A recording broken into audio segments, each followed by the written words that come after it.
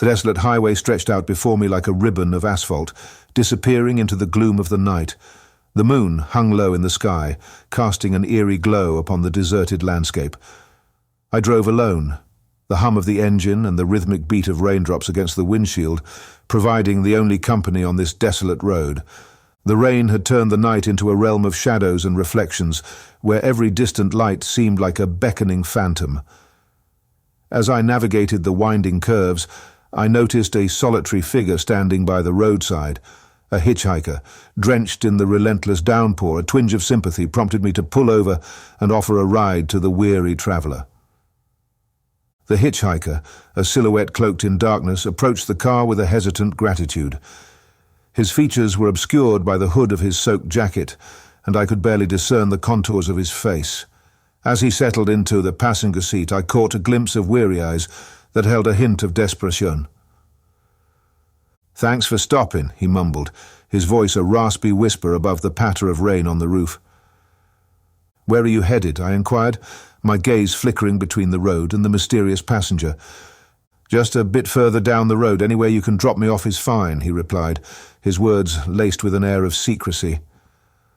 I couldn't shake the feeling that there was more to his journey than met the eye, but I dismissed my suspicions as a byproduct of the lonely night.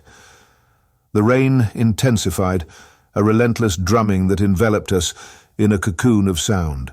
The windshield wipers struggled to keep pace, and the headlights cut through the darkness, revealing a stretch of road shrouded in mist.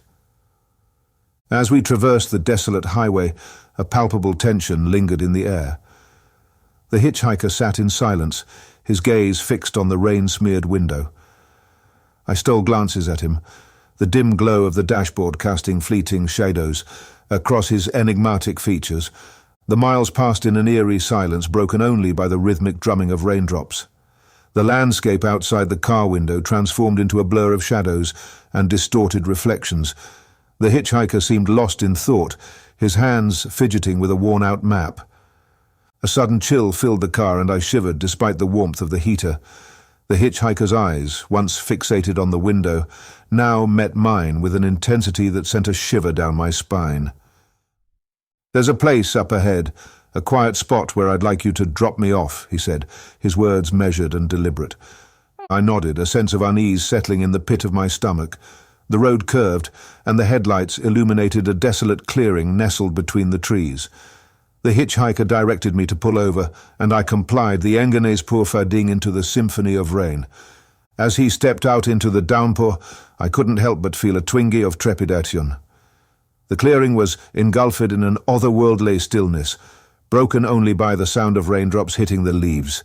The hitchhiker turned to face me, his hood casting a shadow over his face. "Thanks for the ride," he said cryptically, his figure becoming a silhouette against the misty backdrop.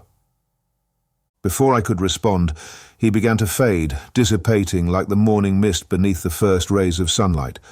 Panic gripped me as I witnessed the impossible, a man vanishing into the night, leaving behind nothing but a lingering echo of his presence. I stumbled out of the car, my heart pounding in my chest. The rain continued to fall, indifferent to the surreal spectacle unfolding before me. I scanned the clearing, half expecting the hitchhiker to reappear, but the night remained silent and hauntingly still.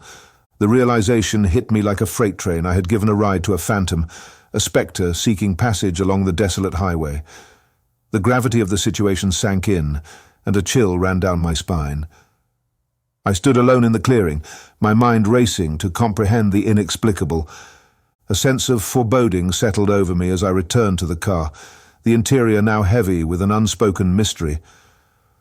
The rain showed no signs of abating, and the highway ahead stretched into the unknown, shrouded in the obscurity of the night. I continued my journey, haunted by the spectral encounter.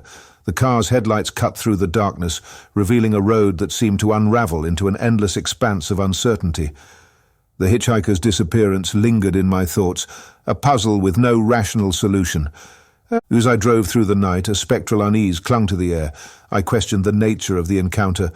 Was it a figment of my imagination?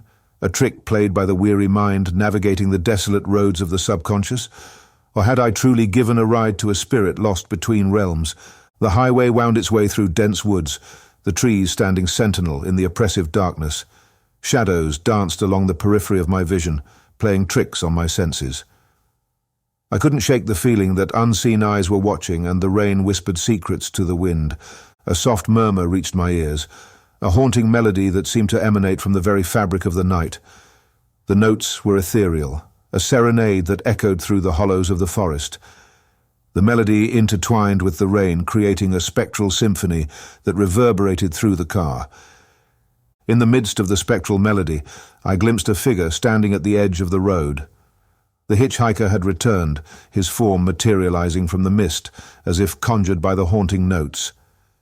He gestured for me to stop, his eyes filled with an ancient sorrow. Driven by an inexplicable compulsion, I pulled over, my pulse quickening with a mixture of fear and fascination. The hitchhiker approached, his form still translucent, a ghostly mirage against the backdrop of the night. I couldn't stay away, he confessed, his voice carried by the mournful melody that lingered in the air. There are things left unresolved, a journey that defies the boundaries of mortality. I hesitated, grappling with the surreal nature of the encounter. The hitchhiker spoke of a tragic past, a life cut short by unforeseen circumstances. His spirit, tethered to the highway, sought closure that eluded him in the realm of the living. As he stepped into the car, the rain intensified, creating a curtain of mist that enveloped the car. The spectral melody reached its crescendo, echoing through the hollows of the forest like a requiem for a soul trapped between worlds. The hitchhiker's eyes, filled with an ethereal light, met mine. "I appreciate your kindness," he whispered, his form becoming more ephemeral with each passing moment.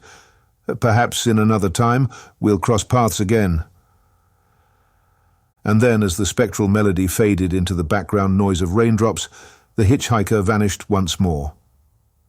The mist that had enveloped the car dissipated, leaving me alone on the desolate highway, the echoes of the spectral encounter lingering like a lingering wisp of a fading dream. The night carried on, the rain washing away the traces of the mysterious. Hitchhiker.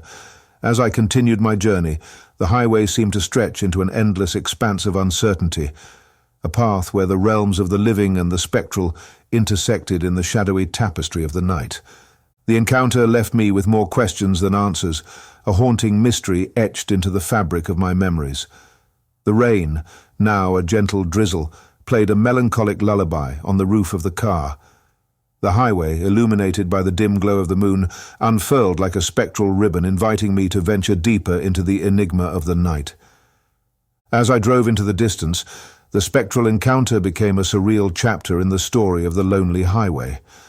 A road that held secrets and mysteries, where the veil between the tangible and the ethereal was thin, and where the echoes of the past lingered like whispers in the wind.